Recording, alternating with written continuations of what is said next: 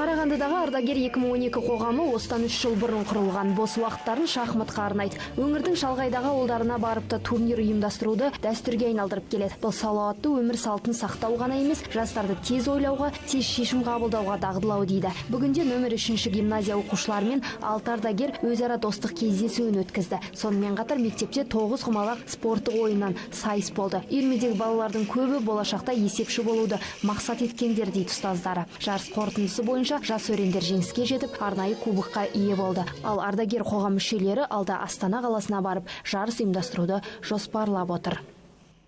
Қалай уақыттарыңды, өздеріңнің уақыттарыңды бөліп, осы жас уақыттан бастап сендер уақытты қалай үнемдей аласыңдар?